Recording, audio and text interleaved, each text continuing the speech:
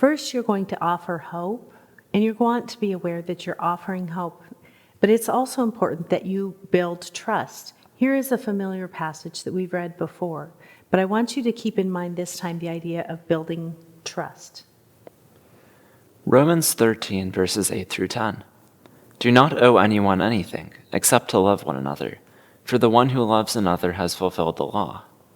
The commandments: do not commit adultery, do not murder, do not steal, do not covet, and any other commandment there may be, are summed up in this one rule: love your neighbor as yourself. Love does no harm to its neighbor, therefore love is the fulfillment of the law. So we talked about love as it relates to our obedience and loving our neighbor. What does that look like practically when a woman comes to you and has been suffering or is suffering, and she begins sharing those really difficult things with you?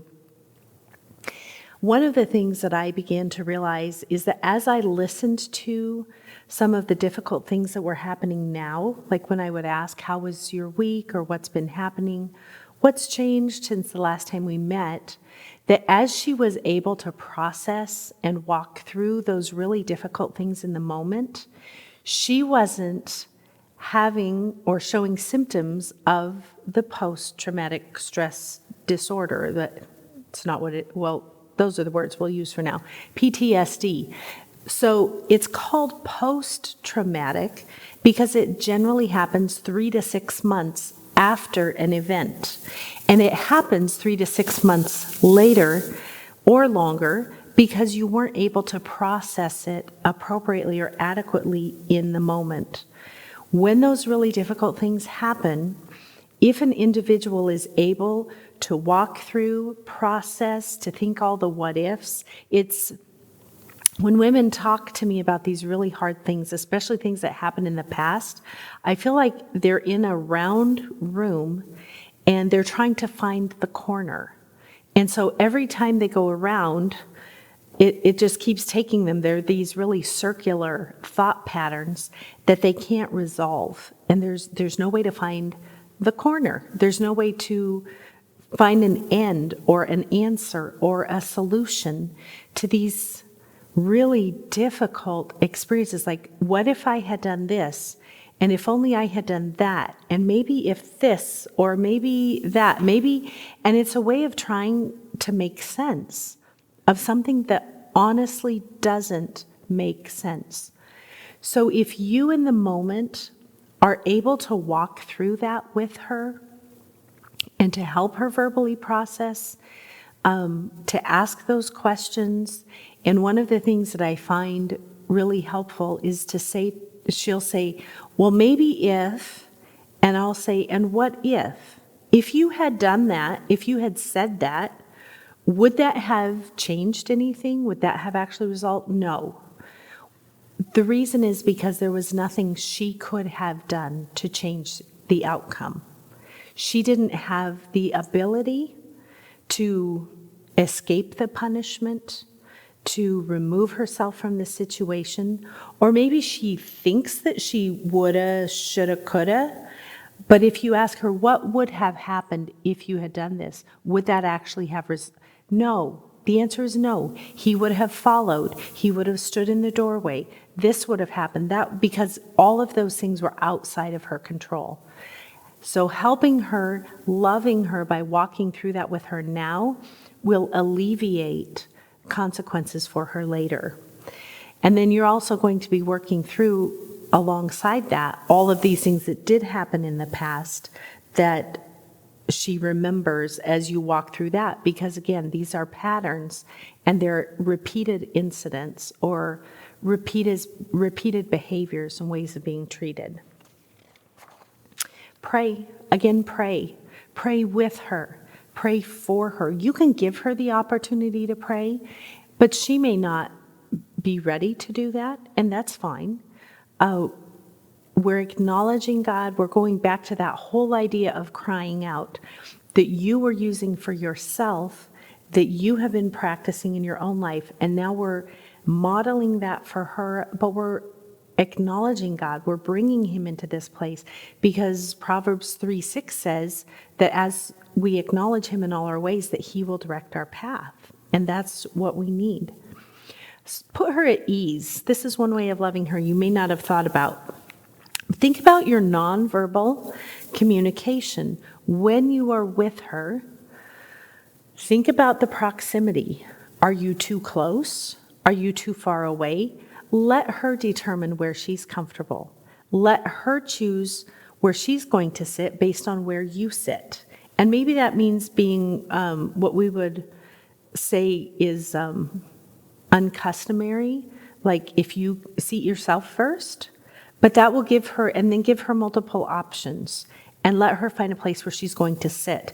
This is one of the things that disturbs me. If a woman is brought into a meeting with church leadership or men, which often happens when these situations come to light, and if they are not aware of these dynamics and this situation and the fact that she's been controlled all this time, to give her the freedom of where to sit and what position she has in the room, where the door is, where the windows are, where other people are, what feels safe, what's comfortable, what's not comfortable. You want to be aware of that because you're loving her well. And love does no harm to its neighbor. Love is the fulfillment of the law. As you're listening, how is your body listening to her? Do you sound interested? Or does your body sound dismissive, right? Really practical things like keep your body open. If you're crossing your arms or you're crossing your legs, you have communicated to her that A, you don't believe her, B, you don't care. You're not interested, all right? So for you and I, as we visit with people and we want to hear them, our body posture is open and willing and ready to hear. Avoid distractions. If you're looking at your phone, if you're interacting with other people, you're not listening. Be aware of your head and your neck. So if you're turning to the side, you're not listening. If you look out of the corner of your eye, now I look out of the corner of my eye when I'm talking because I have to think and I need to find things up there and I'm not always sure where they are. The older I get, the longer it takes to find some things up there. But if you do that when she's talking to you, like that's just rude. There are different ways of, if you hold your head to the side, that shows you're thinking or you're considering it. You're wanting to understand. Are you managing comfortable eye contact with her? Are you allowing her to see your responses, or are you keeping that from her? Are you guarding yourself? These are really simple things that could make a huge difference in listening to a woman and communicating that she is important and she has value. Assure her that you will keep her confidence. This kind of trust is earned. She should not give blind trust to anyone. I mean, honestly, none of us should. We trust law enforcement officers to do their job, but we may not trust them to go to the grocery store and buy avocados. Like, they may not be qualified to do that. I don't know. I'm just saying, we trust people to the degree that they earn our trust. So be trustworthy. Assure her confidence. If you have lost her trust, you're going to have to earn it again, and that's on you. That is not on her. One woman, there was a separation because of all kinds of abuses. Again, not going to trigger you, so I'm not going to go into the details. Just to say that she was granted a restraining order based on very sound evidence and very quickly. So she started going to a church, and it wasn't long before her husband started coming to that church, saying that he wanted to grow spiritually and he wanted to be cared for and fed. Now, why he couldn't do that at the other umpteen churches in the area, and it had to be the one she was attending, you and I probably know at this point by the time we think about dynamics and control and these other issues. So she did call the pastor, and she shared her concerns, and she said, you need to know there's a restraining order. And so legally, he can't be here at the service that I attend. And the pastor said, that's fine, he could come to another service. Well, when he violated the agreement by staying during a passing time, what does the pastor do? When the pastor does nothing, doesn't confront him, or listens to excuses, or justifies and rationalizes it, and never holds that boundary, he has just lost that woman's trust. He's not doing his job to protect her. He's not keeping his word. He's being manipulated. And so even though it seems like a very small thing, she understands the patterns, and she understands how quickly this rolls. And she also understands his desire to look innocent, to keep up this appearance, to make excuses, to gain alliances. And so her idea of what's going on is going to be very different than the pastor's, but he's lost her trust. So you may need to regain that, and you want to start small. She's going to start small by giving you just little pieces of information. She's not going to give you everything, and she's not going to do that for a number of reasons. Number one, she can't remember it all until she's in a safe place. Number two, it would absolutely overwhelm you. When the woman wrote her 90-page, her list, her chronological list of all the things that had happened, that was in a 9-month period of time. And she gave that to her pastors and leadership, and they were overwhelmed. I'm sorry to say that even at that point, they did not step in to protect her or to care for her, despite many conversations. And that happens. That is willful ignorance.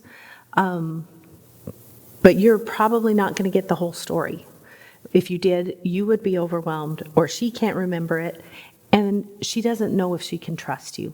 So she'll tell you the things that may not seem important, but she's telling them to you because she wants to trust you, and she wants to believe that you will think they're important.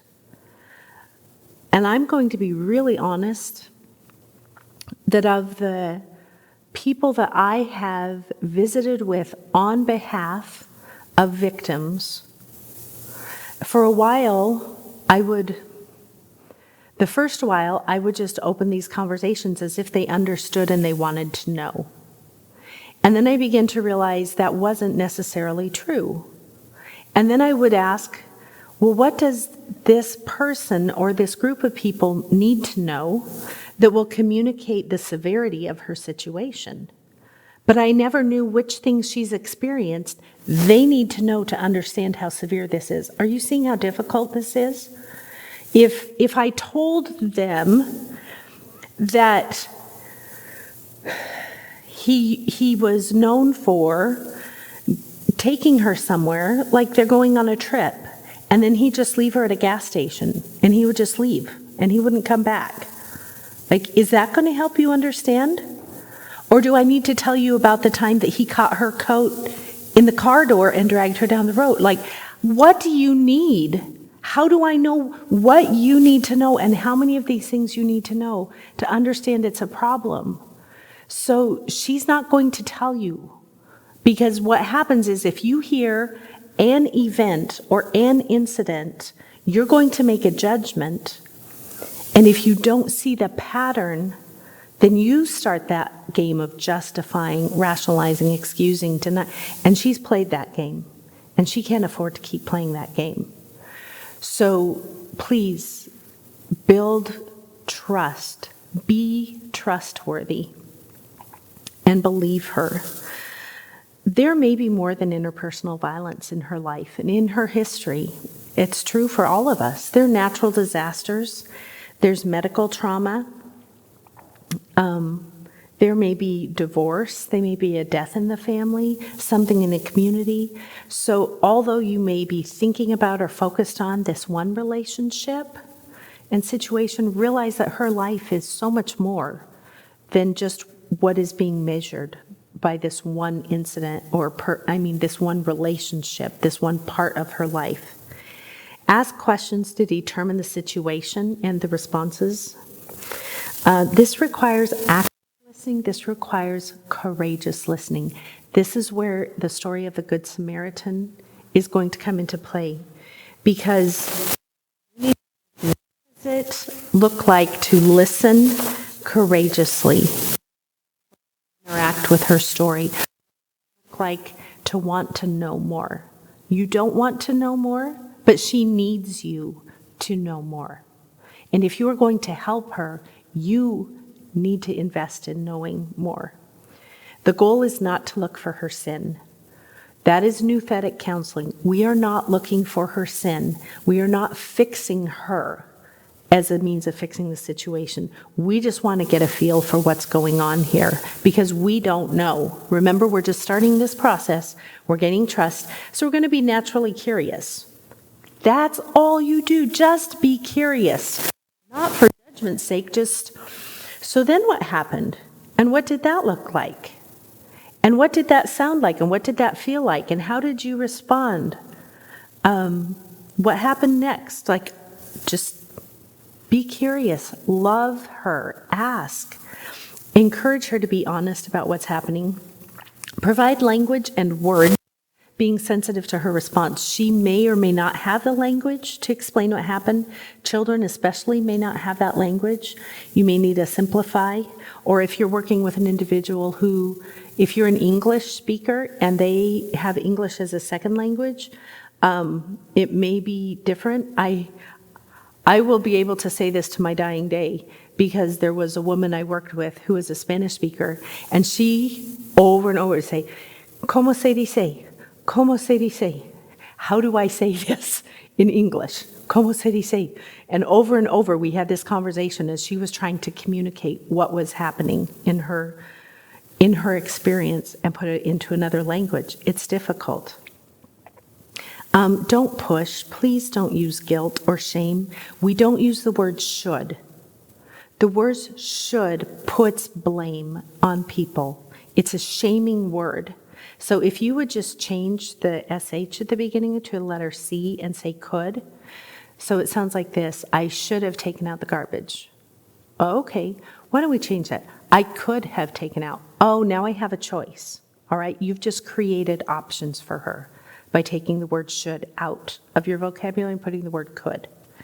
Encourage her to pray and ask God to help her see the situation honestly. So, again, we're building trust. We're inviting God in to help her see it honestly. You already know all the scriptures for that. We've talked about that. And listen, this is a time of discovery. You are discovering the topography of her life and what it looks like and what it feels like, what happened. What happened to her as a result of sin. God is bigger, but she may not be ready for that. She may not be ready for Romans 8:28 and 29. Please don't give her platitudes. This is not a time to just try to solve things, try to fix it, tell her that God is sovereign. We're starting this process. We will get there. By God's grace, we will. But first, we're going to enter into the suffering with her. Be attentive. Try not to let your thoughts wander, or your eyes. Don't check your phone. And I think I mentioned, for me, I type as I'm listening and I'm doing a Zoom call. I transcribe our conversation, mostly so I can stay engaged with what's happening. If you need to take notes, take notes. Be honest about your own emotions. So as she's telling you things, when you're angry, say, I am angry. I am so angry that happened to you, and I am so sorry. I wish that had never happened. If you are sad, be sad. I was teaching this class online, and one of the women that I had helped was in the class, And as we were talking through this part of the lesson, and I welcome discussion when I teach this in person, and she shared with a class, she said, I will never forget the time Sydney sat and cried with me. I shared something, and we just cried.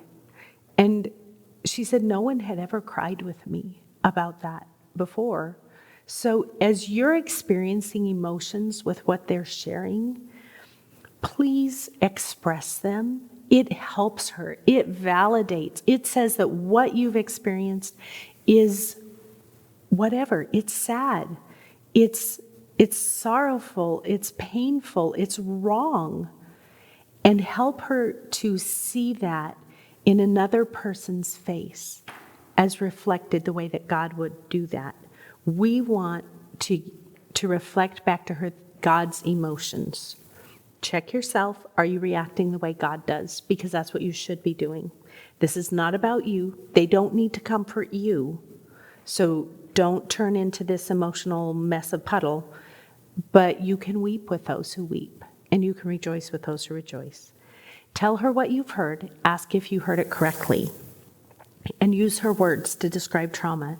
If she says it happened, then you can refer to it as it, at least initially. And you're walking through this together by listening and interacting through the story. Pray as you listen. Ask God to open your ears and to help you hear what's really happening, to understand the reality. And when you're uncomfortable, if you don't know what to do or what to say, pray aloud. Ask God for wisdom, and He will help you. So you want to offer hope, and then you need to gain trust and be a trustworthy person. Next, we'll talk about speaking truth.